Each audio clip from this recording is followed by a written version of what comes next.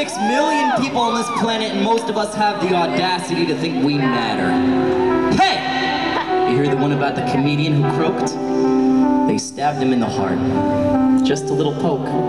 But he keeled over because he went into battle wearing chainmail made of jokes. Hey! You hear the one about the screenwriter who passed away? He was giving elevator pitches and the elevator got stuck halfway. He ended up eating smushed sandwiches they pushed through crack in the door and repeating the same crappy screenplay idea about talking dogs till his last day. Hey! You hear the one about the fisherman who passed? He didn't jump off that bridge, he just stepped out into the air and then pulled the ground up towards him really fast, like he was pitching a line. And we're fishing for concrete, the earth is a drum, and he's hitting it on beat. The reason that there's smog in Los Angeles is because if we could see the stars, if we could see the context of the universe in which we exist, and we could see how small each one of us really is against the vastness of what we don't know, nobody would ever audition for a McDonald's commercial again. And then where would we be? No frozen dinners and no TV, and is that a world we want to text in? Either someone just microwaved popcorn, or I hear the sound of 1,000 people pulling their heads out of their asses in rapid succession. The people are hunched over in Boston. They're starting screen printing companies and app stores in San Francisco. They're grinning in Los Angeles like they got fish hooks in the corners of their mouth. But don't paint me like the good guy, because every time I write,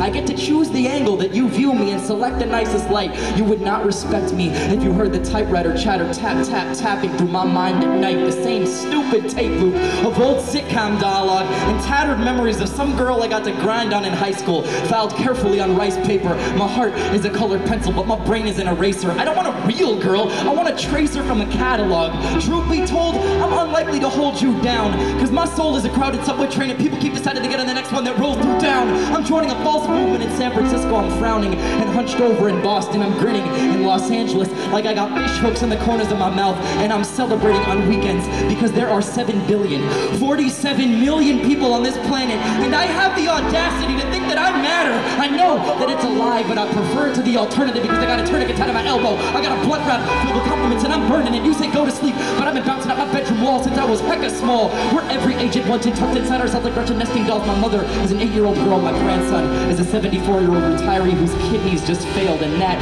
is the glue between me and you. That is the screws and nails. We live in a house made of each other, and if that sounds strange, that's because it is. Will somebody please freeze time so I can run around turning everyone's pockets inside out? And remember, you didn't see shit. Thank you so much for allowing us to share ourselves with you. You guys still feeling all right out there? This is truly a blast. This is a very special gathering that happens once a year, and it is a privilege for all of us to be together in this room.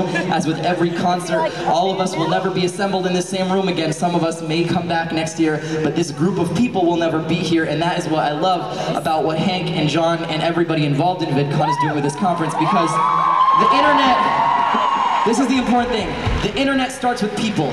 The internet is not technology for the sake of technology. It's technology for the sake of connecting with other human beings. And it's important at times to get the human beings together in a room to see that we all actually exist and like each other and enjoy each other's company. So thank you for facilitating that engagement. Thank you for allowing me to be a part of this special experience and to let us into your lives. With that being said, there is an important difference between caring about things that are important and learning not to care about things that are not important. My mother is a 4th grade librarian, and I went in and I spoke to her classroom, and what they wanted to know was, George, why do you say so many bad words in your songs? And I said, because there's a difference between bad words that are meant to hurt other people and bad words that are meant to spice up language and make it more exciting, you know? And so, with that being said, it's important to spice up life a little bit, and it's important to realize that sometimes unimportant shit needs to not be given a fuck about at all.